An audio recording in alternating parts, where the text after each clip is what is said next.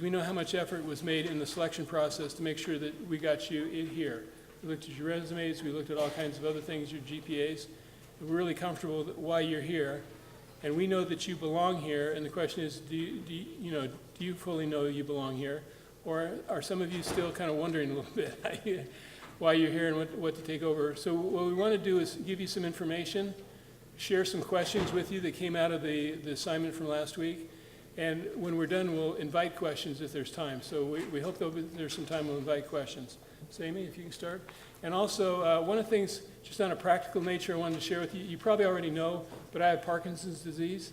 So there's sort of a time when the medication kicks in and my body works really well, and there's another time when my body kicks in, it doesn't work so well. So right now my legs aren't feeling so well, I don't stand very stably. So I'm going to sit down in the chair. So be a little bit quiet because my voice is also soft during the same period of time. So I've got a mic, I'll try and yell loud, but to do that. And if you'd like to learn more about how Parkinson's disease works, there's a Michael J. Fox TV show that's going to launch this fall on NBC. So watch what he does. Any of you bring really good jokes about Parkinson's, I'll give you extra credit in the class. And in addition, let me lead with this. I'll give you a quiz. If you can name three people from the Book of Mormon, three characters from the Book of Mormon, one who definitely had Parkinson's, and two others who wish they did. Okay, so with that, Amy, take over. All right, I wanted to start out with the Marriott School rankings. Has everyone seen these before? Are you guys comfortable with these? Do you know how these are formulated? First of all, the rankings usually come from at least the year previous. So these are 2011, 2012 for some of the statistics. Some of the statistics are 2012, 2013. These, particularly the Business Week, are published in February of 2013. So these are your predecessors from not too far away, but the rankings are based primarily on recruiter feedback. They're based on student feedback. They're based on the quality of the programs that you're attending. They're based on quality of instruction and education, the PhDs, and a variety of other factors. You'll note right now we're number 12 in undergraduate programs for Business Week. That's probably the most common statistic that we would float for undergrads right now. I wanted to take a few minutes and show you about finance-specific placement. I don't know if you've seen this or not, but I wanted to show you some of the metrics we use to determine as a career services group how well we're helping you. This is a national metric. It's done by the MBA-CSC, the Career Services Council, and we follow the metric. So there were 161 students who graduated last calendar year. That's an August to August statistic. And of those, 92% of them were seeking full-time placement. That means 8% weren't. Those would be people who were starting their own businesses, who were going to grad school, etc. There were 147 students who actually were seeking employment. Of those, we received offers reported from 89% of them. So that 11% means either they didn't get a job or, in many of those cases, they simply didn't tell us. So throughout the semester and throughout your time here in the program, you're going to hear requests for reporting your offers. And have you guys already seen those actually? Yeah, a little bit. This is why we're using this specific data. I want to show you kind of why it matters a little bit. And just add, if you guys don't report your offers, we don't know that they have them. All the rating services don't know that we have them, so we look worse as a school statistically than we actually are. So that hurts everybody.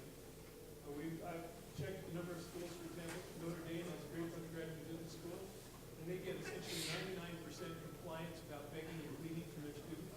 So we encourage you to do the same thing. Make sense? We ask you to tell us how many job offers you got, which job offer you accepted.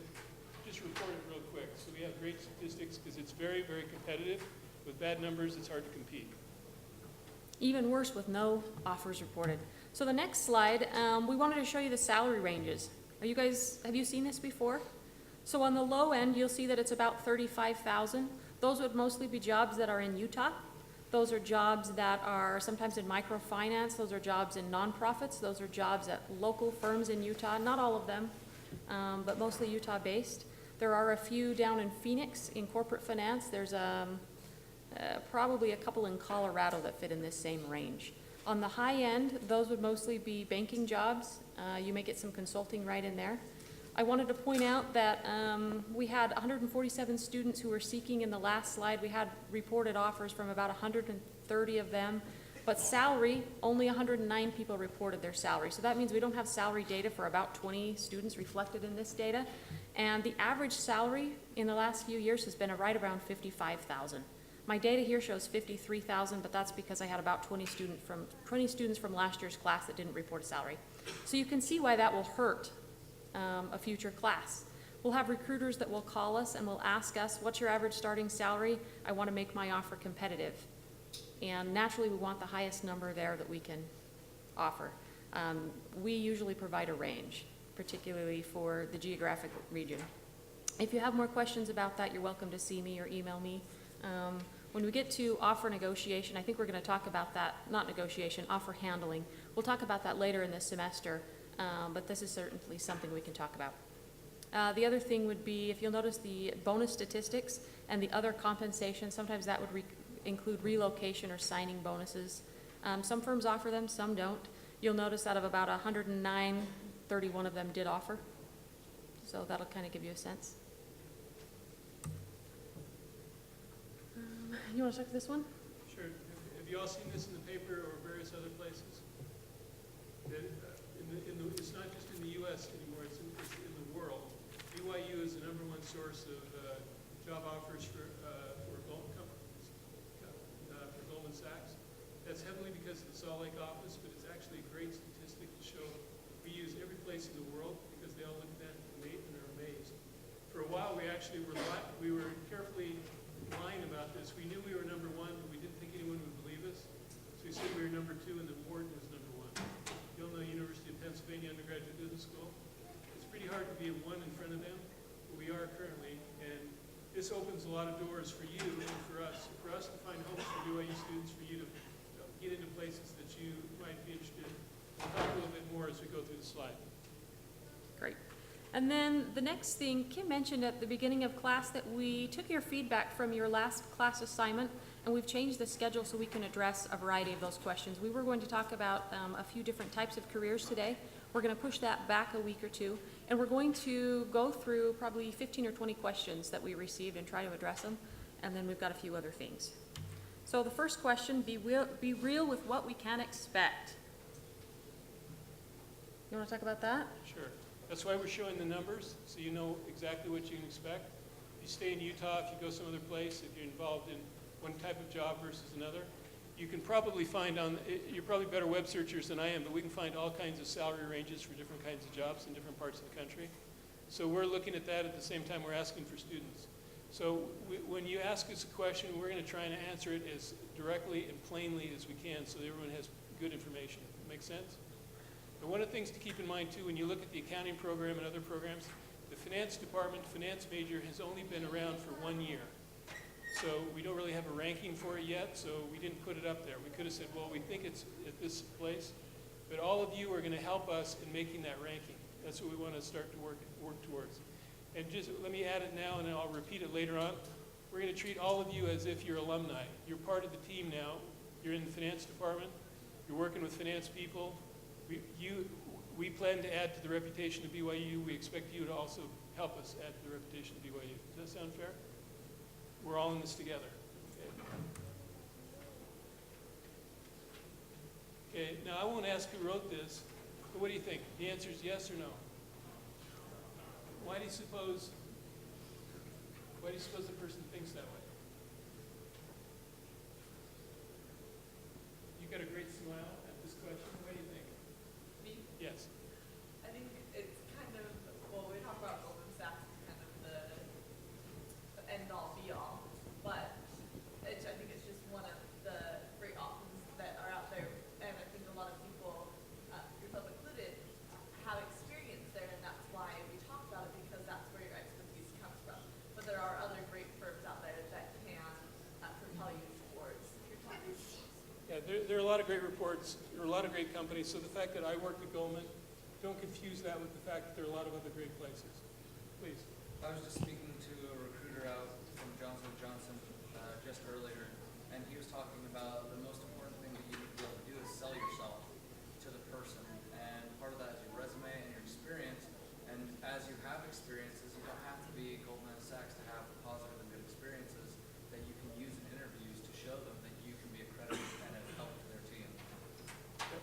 Great comment. What we would like to do over time as we build the finance department, and as you help us build the reputation of the finance department, is help all the students in the future get a number of great jobs from great job offers from great companies. That's the objective, and this is one. Now, going back to your comment a little earlier, your comment just now, years ago I found the interview form from my first interview with Goldman Sachs, and I actually should have framed it and kept it to show you guys, because they said, this guy is actually pretty naive and ignorant about what's happening in the markets, but he's really good at selling himself, so I think we ought to give him a shot. And from that basis, it worked. I fooled him for a long time. Okay, let's go to the next one. I wanted to make a comment first, and my comment was about half of you reflected an interest in an MBA. So I wanted to just mention that we have BYU's MBA director, Craig Merrill, coming on October 3rd. And his PhD is from Wharton, is that right? Yes. Yes. So he will be speaking about getting into MBA programs. He'll talk to you about a variety of things, and you can present questions at that time. Okay, corporate finance seems to have a better work-life balance. I think that's true. It's less horrible. So you got to keep that in mind. Don't let anyone fool you. Business is hard work, and you're not going to find, in order to be successful, it requires hard work. Do you remember our quotation from last time from Elder Scott? The beginning of the successful career requires a substantial sacrifice on your part. And so let me just separate the words, take out the word sacrifice and put in there investment. Then it becomes clear, right? You're not sacrificing, you're really investing in your future. Keep that in mind, please. Can I just make a comment as well about, I was in Professor Nadal's class in the finance course last year, and he talked about how a lot of people will look at doctors, that they put a lot of time in the beginning going to medical school, and they'll put hundreds of hours in residencies. And he says people look at doctors and say that they are contributing in a positive way to society. He said that sometimes in finance we get a bad rap on that, but really it's just the same kind of idea. You put forward 80 or 100 hours a week at the beginning of your career so that you can enjoy the same kind of lifestyle that a doctor may be, and we're still putting a positive good contribution to the world. Right, it's a great comment. My dad was a pediatrician, a doctor. I grew up in Mesa, Arizona. He was all the time gone helping people, little children that had been sick or in accidents, those kind of things. So for me, working at Goldman Sachs long hours was just natural.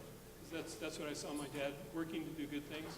Now, being a doctor may be more, idealistic than being a Wall Street financier. But you work in areas that you think you can make contributions, and we want to talk about that along the way, about how does finance make contributions to the good of society. Let's go to the next one. Please provide information on grad school and or PhD path. That will be Craig Merrill, but we'll also introduce you to other people. There's one of the professors in the finance department that's focused on developing PhD candidates. So while we may talk about corporate finance or financial services, there's a lot of other things to do too. Okay, jump to the next one. Or ideas on how to have a family and work. That's actually a great question, and I look forward to telling you some of the strategies that I used, because my wife's still married to me. My kids still know what my names are. We're going to Hawaii next year, all of us together, so they still love us. We love them. Maybe the fact that we're going to Hawaii helped their decision a little bit. That's an important thing. You want your kids to have fun with you, and so sometimes it takes money, sometimes it doesn't. Now, let's go to the next one. Indecision is stressful because I know how crucial it is to secure an internship as soon as possible. Let me put this in context. When I first came here 5 years ago, students in their second semester of their senior year were stressed because they didn't have job offers. So that's one kind of stress, right? You're married, you have a kid, you don't have a job, and it's April. So you're stressed. We've moved that stress level back to sophomores. So that means you're stressed as sophomores, you actually have a lot of time to fix it. Or if you're stressed as juniors, you still have a lot of time to fix it. So what we would like you to do is, by talking to students, figure out what you'd like to do, and just give something a shot. If it makes sense, give it a shot. If it doesn't, if it works, great. If it doesn't, find another thing. Through on-campus internships, through summer internships. We have a student who just started an internship in the markets room of the U.S. Treasury in Washington, D.C. He prepares a report that he gives every day to the Secretary of the Treasury, who uses it to brief President Obama. That's a pretty cool job. And he's going to go from there, they've gone from there to Fulbright scholarships, the job on Wall Street, the job on corporations. So it creates a lot of opportunities. And by the way, he's getting paid zero. it's gonna look, he looks so cool on his resume that he's happy to do it for zero. Okay, let's go to the next one. Okay, this is, Amy, tell us a little bit more about this one. This is a class comment made from someone in the program. She has been working at Zions Bank for 4 years. She had a baby. She went on maternity leave, and while she was away, she received several offers in management for when she returned. She's had kind of a hard time figuring out the internship role. We can fix that, certainly, in terms of getting BYU credit and some of the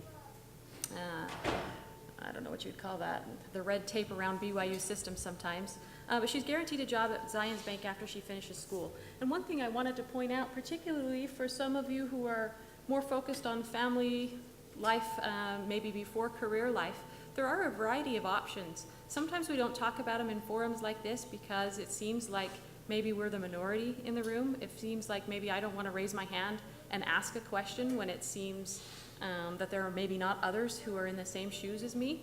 But the reality is there are a variety of options here. This student is a classic example of figuring it out and figuring it out early. We can help. It's okay not to know exactly what you want to do. It's okay to not predict the future.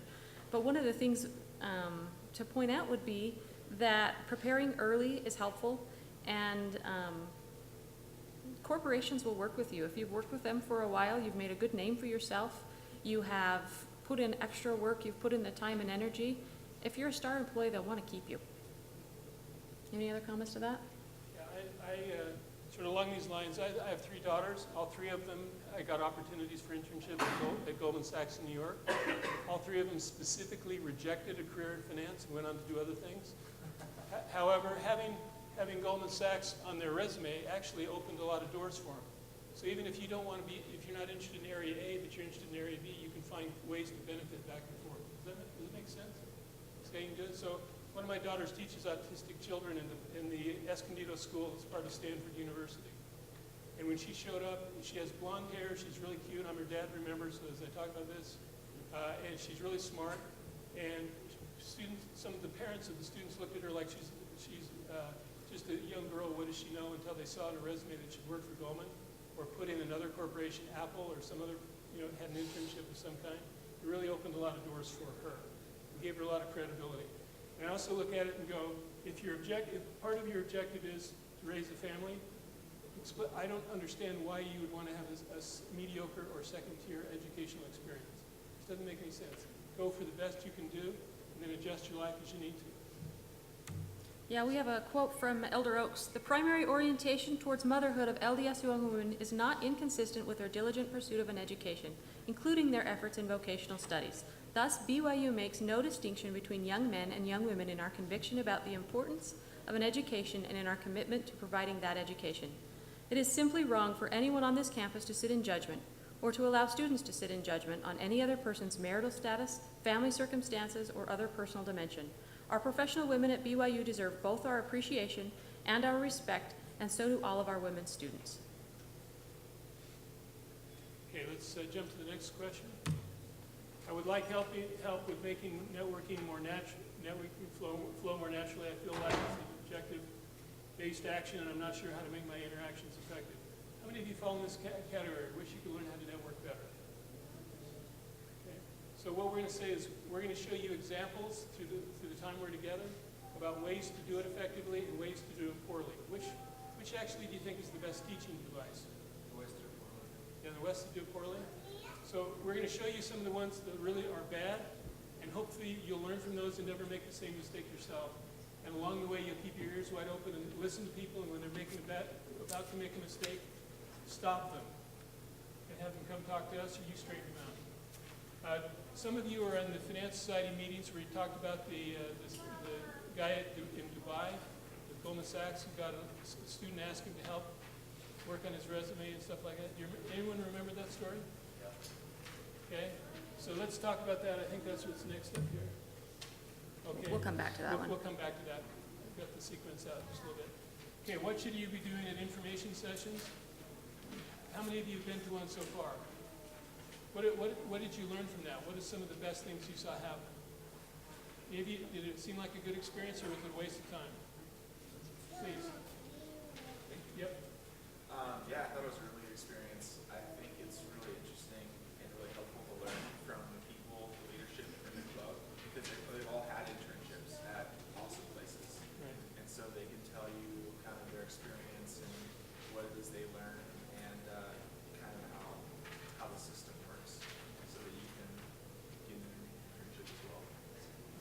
Good. One of the things that's really good about these information sessions is you have to sort of turn out and connect with other people as opposed to just sort of sit back and watch things. So that's hard to do.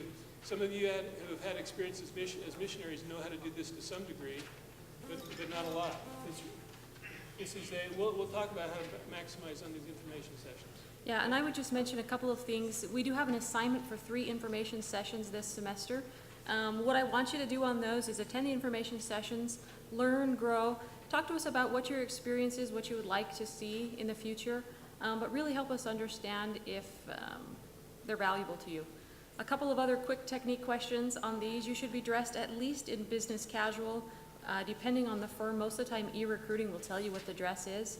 There are some firms that require business professional, particularly if you're going into banking. Some of the others, many of the corporate finance will require business casual. You can ask about that in advance. Some of you also asked, how do I figure out where information sessions are being held and when? That would be through the e-recruiting tool. It's an on-campus thing. If you have questions on e-recruiting, raise your hand. You need help with it? Okay. Why don't you guys come sometime, make an appointment to come see me, and I'll show you how to use it. Next. Now, one thing, going back to the networking and informations, we're going to ask you for feedback. Some of the best kind of feedback you can use would be the bad kind, because you learn the most from those. And I don't want those to be painful experiences. I want them to be fun. So, for example, when I taught all my kids learned how to ski, what we did when we would come home at night sitting in the hot tub is who wiped out the biggest, who got in the most trouble in trying to ski down the hill. And that made it a lot more fun. Rather than talking about successes, we talked about how bad things had gotten. Whoever had the worst story won. So that's what we want you guys. We want you to feel comfortable succeeding and failing both, because you learn a lot from failing. Ultimately, we want you to succeed, however. So keep that in mind. Oh, I do have one other quick comment on that. We have received some negative feedback from recruiters over time about students who come in, look at the back of the room, see the pizza, see the brownies, see the whatever, load up a plate and walk out. Don't be guilty of that one. Don't be that guy. Don't be that guy. Okay. Okay? Next question, how can we build relationships with companies that don't recruit at BYU? Have any of you already done that? Have you been out, met companies? Now, you're here today, so you're not part of the group that's going to Phoenix. We're going to Bentonville to see Walmart. We're going to San Francisco to see corporations in Silicon Valley as well as financial companies. Have all of you seen the trips, right? So one of the ways that we do this is we go and visit people. One of the things that's been interesting to me in the 5 years I've been here working on the financial side is that every single year we've gotten more students hired than the year before. Every single year. So even though the economy is tanking, for the financial world, things look really bad. Because of the way, the techniques we're going to teach you on how to push ahead on this, we've gotten more students hired every single year, and BYU's reputation is improving. So if things look bleak, don't worry about it. Just keep working, and we'll help you out. Let's go. There's a ton of companies, great companies, that don't recruit at BYU that we get students hired by every single year. One quick comment on that. We're going to teach you how to use LinkedIn in early October. That will be Reed Grave. He's going to teach you how to use LinkedIn to find some of the company contacts, how to find who you should reach out to within an organization, how to find alumni, how to use the database. Certainly I can help with that as well. The next question, I feel that the faculty can help us by correcting us wherever necessary, showing us both good and bad examples of networking, resumes, cover letters, etc. It really helps us to put things into perspective and know what to emphasize in building our own personal brand. You promise to do that if you promise to pay attention while we're doing it. Okay, does that sound fair? Yeah, we're going into it. Okay, this is the email that we talked about earlier. The student contacted a person with Goldman Sachs in Dubai, and he sent them this email. So we thought we'd give you a chance to look at this. We're going to cover it for those who haven't, and we'll give you some additional information. The reason I'm reading these out loud, by the way, is that this is being filmed, so others may not have access to the slides at the exact same time. My name is, and I'm a Master of Accountancy student at the Marriott School of Management at Brigham Young University. I recently completed an investment banking summer analyst internship with a firm in their New York office, and although I enjoyed my time with this firm, I'm very interested in Goldman Sachs for full-time employment. I have attached my resume for your review. If you could tell me anything about the full-time process or set up a time to speak in a few weeks, that would be great. Thank you for your time and consideration. Now that you see this, how do you think? Is this a average letter, a good letter, a bad letter? Thumbs down, tell me why. Well, I came to your office and we went over it, so. Share my wisdom with everybody else.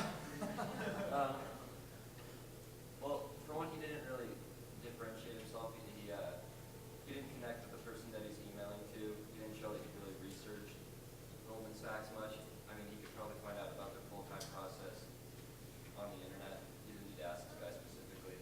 Okay. I don't know, there wasn't a lot of, we didn't establish a brand or anything at all. And he goes, if you could set up a time for us to speak in the next several weeks, you know, in a business that's focused on hours and days, coming back in a few weeks, and can you set it up for me? You want to take the burden away from busy people. As busy as you all think you are being in school, when you're out of school 5 and 10 years from now, you'll look back at BYU and say, oh, wasn't it wonderful during those 4 years that I cruised across BYU? Working so hard now. So don't be confused. So let's go to the next one. This is the student writes, the person, the alum writes to me. He sent the whole email to me and he sent his response. What do you think of this? How would you react if this came back to you? He gave him 2 pages of feedback, two typed pages of feedback, and this is how he responded. Let me know if I was too harsh and I'll send an apology. I tried to make my comments in a helpful manner. Hopefully he'll react positively. How do you think the student reacted to the feedback? Do you have any guesses? How would you respond?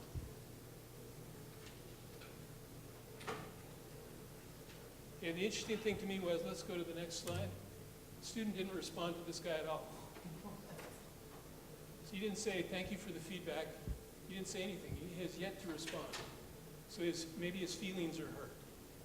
Boo-hoo. You know, I feel bad about that. But he took the guy's time and he has not responded. So don't be this guy. Okay? Respond back, say thank you, think of ways to save time. Okay, let's go to the next one. You've seen this slide before. Why do we keep showing it to you? Because we want you to avoid this kind of experience. It's actually one of my personal favorite slides. Not that I would ever do this kind of thing, but I felt like it frequently. Yeah, this is a good networking example. We thought you'd like to read this. Amy, if you read it. I came across your details on LinkedIn. I will be in Dubai next week speaking with some firms in the region, and I want to know if you would have a moment to grab a coffee or drink either this coming Monday late afternoon, Tuesday, or Wednesday. It would be great to hear about your experiences banking in the region, get your thoughts on where you see deal flow going, and share my background. For context, following my experience as an M&A analyst with Barclays Hong Kong and subsequent 40% reduction in the Hong Kong office, I'm pursuing an investment banking analyst roles. The Middle East is on my radar, and I think my Asia experience and Mandarin Chinese language ability are unique and advantageous given China's interest in the region. Plausible increases in China-related deal flow. It would be great to connect and discuss the market. My resume is attached for reference, and I would be happy to share my experience, profile, and objectives for seeking banking opportunities here as well. Thanks for your time and consideration. Hope to meet soon when convenient for you. What do you think? And his resume is attached. Is that about the same, or is that a clear improvement? Yeah, I think it's obvious that this guy, let's click back to the first page a little bit. No, to his first page. Good answer. Oh, I'm sorry. Anything jump out at you on this that's particularly good?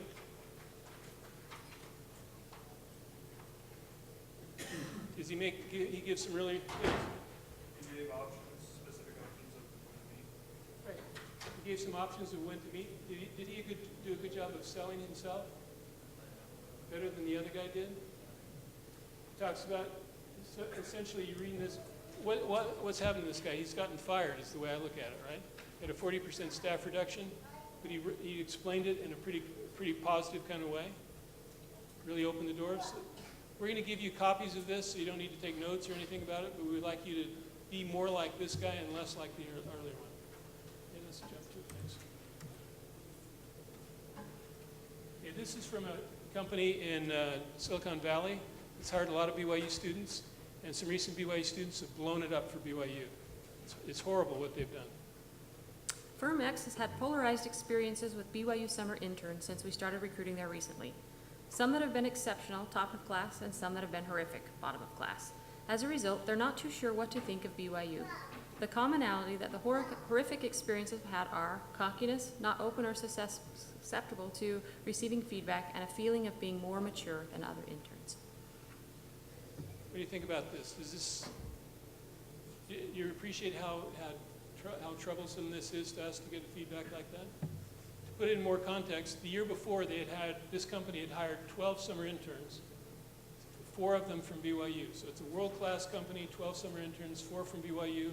This year they're off BYU is not on their recruiting list because of students behaving, showing cockiness and not being willing to receive feedback. And if you want to get blown out of any potential job opportunities, those would be the 2 things to avoid, if you don't want to avoid. To not being open to receiving feedback, and to being cocky. BYU students cannot afford to be cocky. Part of our image here is being really, really good people, really high quality, ethical people, and really smart and hardworking. Cockiness just kills it for everybody. Can you imagine? You all understand that, right? Okay, so we'll give you that one. Now this is an entirely different kind of article. This is from the Financial Times of London. We'll give you a copy of this because it's really good. It talks about BYU students in an amazingly positive way. So this is one of the key newspapers in the UK and in Europe generally. And we'll give you a copy of this so you can see how positively it responds. Okay. So,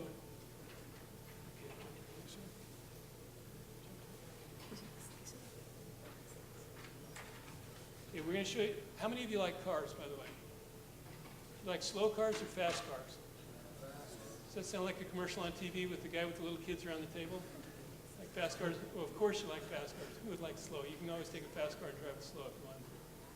Okay, so BYU Finance, we're going to talk about marketing a little bit. So slide to the first one. Oops. And before we get to that, we want you to think about, this is how we want you to think about your skills in the finance department, your skills in recruiting, your skills in networking. What's the first one? Unconsciously incompetent. Is there anyone here that's unconsciously incompetent? You wouldn't, oh, your hand raised in the back? Thank you for being brave and responding that way. If you're in that category, you don't know. So if we see you in that category, or if any of you see one of your colleagues in that category, please do your best to wake them up. The next category, consciously incompetent. Are any of you in that category at the moment? Okay, that's a wonderful category. Why is it better? Because you're conscious that you need to repent and improve. The first category is really dangerous because you're a problem and you don't know it. Now the next one, consciously competent, that means when you're really good at something, but you have to be careful and work at it every day. You don't do things naturally, you do it more robotically. You have a checklist. What we try and do is get as quickly as you can into unconsciously competent, which means you just do the right things because you've become knowledgeable and sophisticated enough, you just know what to do under circumstances. You know how to build relationships, not destroy them. You know how to build teams as opposed to being a self-centered person. And consciously competent means you have to work on it very carefully. And we want to move you to the highest rank up at the top. Any questions about this? It's a really simple model, but I think it's a really effective one to help you think about how to improve. Okay, speaking of cars, any of you recognize this? Would you like to have one sometime? When we lived in New York City, before there was a New York City table, a couple of friends of mine bought Porsches like this because we'd go to the temple in Washington, D.C., and this was the incentive to go to the temple. It was a fun time to drive. Now, as you look at this, what words come to mind as you look at this kind of car? Just shout them out. Sleek. Sleek, okay. Others? Expensive. Expensive, clearly. Others? Adventure. Adventure. Accident waiting to happen. Ticket machine. Okay, how about the next slide up? What do you think? This is actually my personal favorite. Gorgeous. Okay, gorgeous. So you're looking at, this is an Italian car, right? So there's a little more style involved in this. As opposed to the German version, which is a little less style, more on the power. What words did you use to apply to this? Beautiful. Okay. Now I like this. Now let's jump to the next one. What words come to mind when you say this? Useful. Okay, useful. Does this one, the first two have more of a clear brand, right? When When you look at by that car, you know what they're trying to do, sophisticated, all this. What's the brand for this car? Elegant minivan. Elegant minivan, okay, I like that. How about, what other kind of people use cars like this? Soccer moms, but how about any rappers? Have you seen the, they pimp them out a little bit, you know? Yeah, this car, does this have a clear or somebody told me one time, they said, it's the kind the wheels keep moving after the car stopped. You know, the thing inside, the little spinners, keep going. So this car has a mixed message, right? It's not a clear marketing message. Let's go to the next one. How about this? What car is this? Okay, what does it look like? Kind of looks like a Prius maybe, right? Honda originally had a car model that was built along the same lines as the Prius, as a gas minimizer, but they couldn't sell it because it didn't really look like a Prius. And what people who bought a Prius they wanted to be conspicuously green. They wanted everyone to know that they're green, stored away. So that when Honda changed to this model, what version is this? This is an Insight. This is a Honda Insight. They sold a lot more Insights once they made it look like a Prius because they wanted everybody to understand, I'm a green person. So once they got the right marketing program, then they could move forward. Does that make sense? Okay, go to the next one. Who's this guy? Any foreign student recognize this guy? What's his mark? When you think of him, what words come to mind? Cherry tree. A little louder? Cherry tree. Cherry tree, okay. Cannot tell a lie. Any others? Integrity, good judgment, leader, obvious, clear leader, the ultimate leader in the United States, probably. It's really an interesting question. You may know from your history, when he was in his late teens, early 20s, you realized what a self-centered person he was, essentially what a greedy, self-centered person he was, and he decided, I want to change my character right now and for the rest of my life. And because he made that change and it became him from the inside out, he became the person who could be the rock that the revolution in the U.S. was built on. So what he's saying is a reputation can also change dramatically. I don't know what all of your reputations are, or what you think they are, what your marketing strategy is, what you think it is. But George Washington is a good person to think about because he consciously changed his branding strategy, consciously became an honorable person of tremendous judgment and integrity. And so that's something that you can do, and you can change your marketing. Let's go to the next guy. Okay, most of you recognize that player. What words come to mind when you think about his branding strategy, marketing strategy? Service. That's it. Please. Rescue. And what's his objective? If he had a branding strategy and marketing strategy, what would it be? Yeah, it would love it would be like the Savior, right? He's trying to be genuine from the heart out.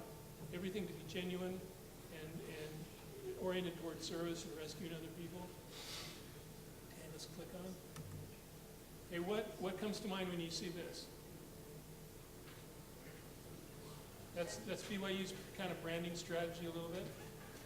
What did some of you may have gone to high school in Sandy or Provo where all the kids in your school were LDS kids. Did any of you go to school some other place? What did your friends in other places think about you going to BYU? They liked it? Yeah. Please, yes. Most of my friends aren't members, and they kind of laughed at the idea of like, you have to sign an honor code if you can't have, boys in your bedroom, or they can't even go to use your bathroom, or something. I think they kind of mocked at I guess it's more the values that doing something. Yeah, it's the values, right? It's not only a lot of places state that they have the values, but don't actually apply them, right? Yeah. Here, they not only have, and this week I'm thinking of the football game, one of the key players was suspended for 5 games, right? So we not only have the honor code, we enforce it in inconvenient situations because it's the right thing to do. Please. My school is a really positive experience. A lot of kids, they went to the local university, and they saw me going to BYU, and a couple kids that weren't members of the church actually applied, got in, and now they're on missions. So it was a really positive experience for that. Great experience. My kids went to high school in Short Hills, New Jersey. Probably none of you have heard of Short Hills. Little town where most of the high school kids there go to Princeton, Yale, Harvard, etc. It's a very focused school in terms of competitive. And the guidance counselors at that school tried to talk all of my kids into going to other schools. They'd say, I know the reason you're going there is because your parents want you to go there, but let's get you to go to a real school, to a good school. So that was what they fought all the time. It was the recognition. Now let's add something else to this brand. This is you going forward. What's the brand for that? Is there one yet? What do you think? Why did you choose this over accounting? Because you couldn't get into accounting? Was there other reasons? Why would you choose this? What's the brand do we have versus what's the brand that accounting has? Have you, please. We have a higher risk, but a possible higher return. So I feel like accounting degrees, they have almost 100% placement. Finance may not have that, but there's a possibility of going to Wall Street. There's a high possibility of a great return in being in finance. Yeah, think of it a little bit. The accounting program is phenomenal. It's really outstanding that they prepare people for 2 or 3 jobs. Public accounting, auditors, those kind of things. They prepare them phenomenally. And they send them to the accounting firms. So everybody gets a guaranteed job virtually. Not actually guaranteed, but virtually. In finance, you can prepare for a lot of things, but it becomes sort of your choice along the way. It's not where we're sending you down a track. It's your choosing to be on the track. Does that make sense? You have to choose, and when we say compete, I'm not saying it's a horrible experience. You get in the ring and fight it out, those kind of things. But it's saying you're going to apply for jobs that the best students in the United States and around the world are also applying for. And they're great jobs, and our students get those places all around. And we want all of you to have similar kinds of experiences. You may choose a certain area or another area, and that's fine, because the outcomes are very, not everyone has the same outcome like in the accounting program. You get trained in a certain way, and then you can go to all different kinds of places. So think of this as much, I look at it as much more flexible, much more opportunistic, but also nothing guaranteed. Depends on what you do. Okay, let's go to the next one. That's the last. Okay. Have any of you ever watched the British Parliament? Sometimes on C-SPAN and those kind of things, PBS, it shows, they have what's called question time. Have any of you seen question time? We wanted to take a little bit of time with you now and have question time and see if the things we've brought up, what questions you may have, which complaints you may have, because we realize everyone has a unique approach to this kind of stuff, and we welcome that. So give us your best shot. That's what question time is. The opposition attacks the Prime Minister, and he tries to survive. So can you ask us any good questions?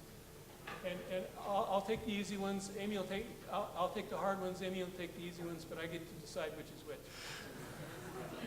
Please.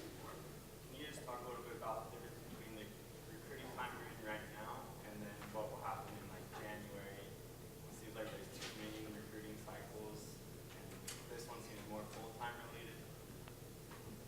Sure.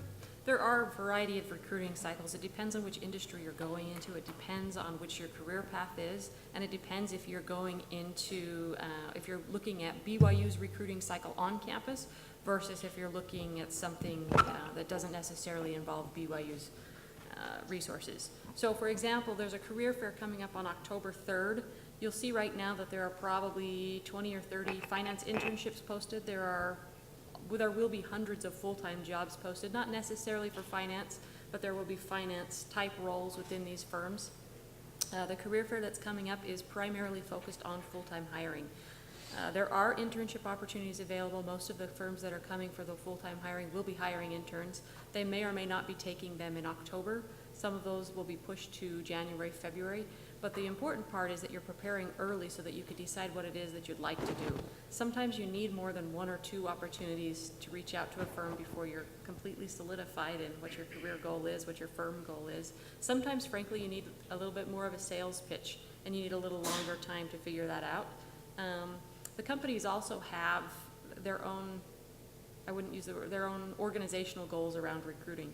Some of the firms, for example, will know that Goldman's recruiting date is on a day X, and their hope is that they will come a week earlier and that they will offer their positions just before Goldman offers their positions. Some will come in and say, well, I understand that Dell's recruiting say October 15th, that's not the real date, but let's say it's October 15th, the company's strategy would be come in a month later, targeting the very same students with the idea that they know that Dell would have given 4 weeks for their offers, and they want to make sure that they're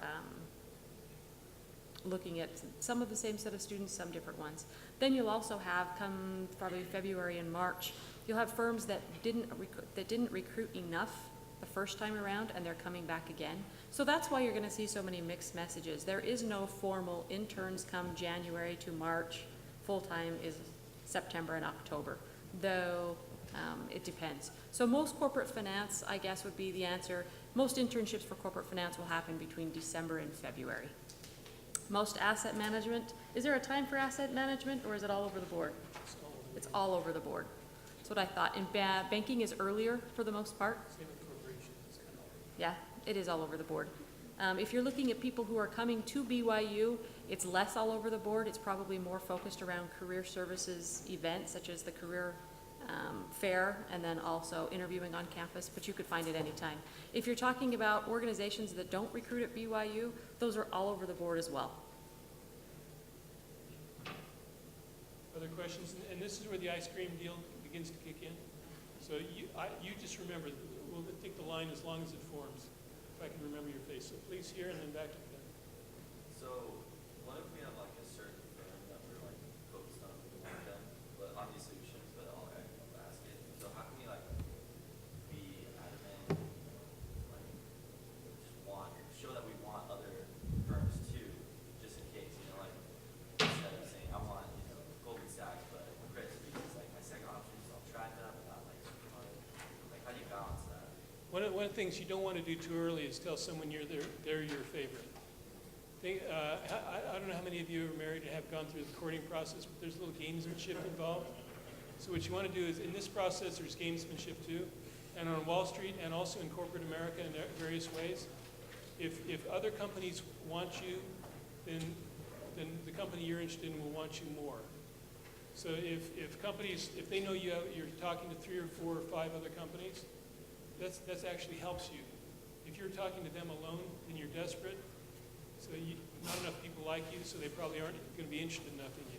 So be as broad as possible. Just don't tell anybody they're your favorite unless they actually very much are your favorite. Don't promise anything.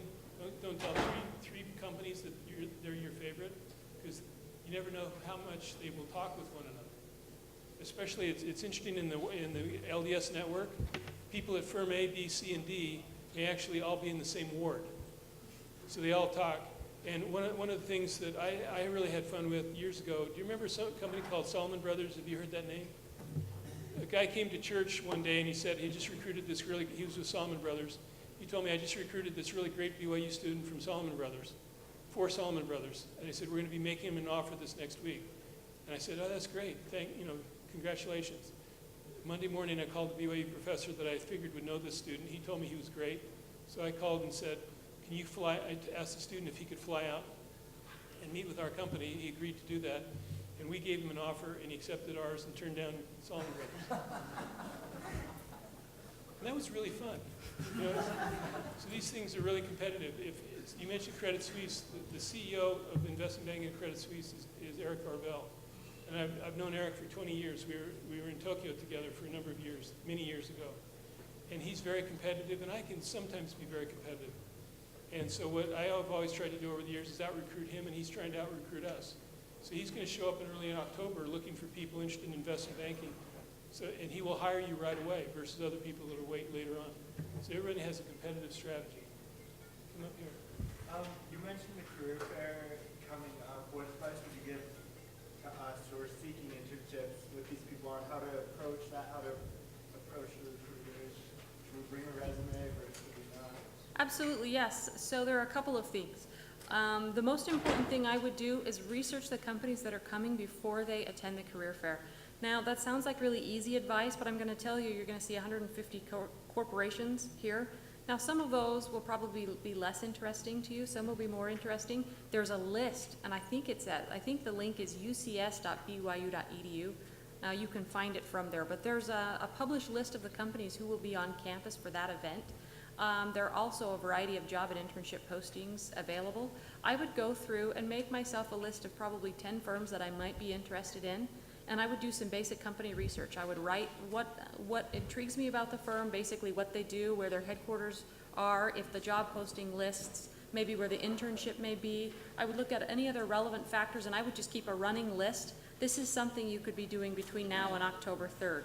You can reach out to those recruiters based on e-recruiting feedback prior to interviews sometimes.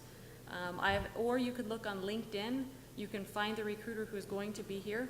You're welcome to reach out to them if their data is published on e-recruiting. If it's not published on e-recruiting, it will be after they've been here. You're welcome to reach out, attach a resume, tell them that you're very much looking forward to their participating in the career fair. If you don't reach out in advance, and so the first time you're actually meeting these folks is at the career fair, you should come professionally dressed. You should have a stack of resumes. You won't probably want to have 10 of them loose so that when you're meeting with a recruiter, you're fumbling through. Put them in a nice folder, put them maybe in your backpack or something. But you'll want to approach the recruiter, give your little elevator pitch. Hi, my name is Amy Beck. I'm a junior majoring in finance. I particularly like your firm for the following reasons. You want to ask them some good, high-quality questions. You want to provide a resume.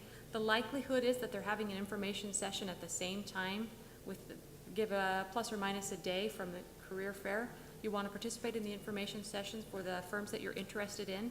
Ask good questions. That's the #1 way that you can differentiate yourself for the positive. There are ways to differentiate yourself for the negative. For example, not being professionally dressed, for not using good etiquette. But for the most part, show your genuine interest, show some research, show that you really would like to work for the firm or that you are definitely interested in learning more, and that goes a long way. You'd be surprised how many students don't do that. We have just a few minutes. Any other questions? Okay, let me give you a couple of ideas as you begin networking. First of all, a lot of students think of networking as climbing over people to get the information they want, and using people like they did my friend in Dubai, sort of using and abusing their relationships. I'd just, to start with, a little different approach. Think of making friends. You're not creating a network that you plan to use. You're creating friendships with people. Friendships that can last a long, long time and be very enjoyable and beneficial. So I would get in the habit of not only asking other people to do you favors, like the student did, the guy in Dubai, but trying to figure out how you can help other people, how you can help other students, how you can be helpful to one another. Because then you're building a network that has a long life as well. Does that make sense? I hope. And so as you begin to network, do it from the basis of wanting to create a genuine friendship, not just somebody who you can use and abuse on the contact. You can be potentially friends for a long time. Okay, anything else? Well, class time is over. Thank you for almost. What I'll do is I'll be at the ice cream line about 3:30. Any of you who had great questions and would like to get an ice cream bar, join me at the Cougar Eat, or the blue line.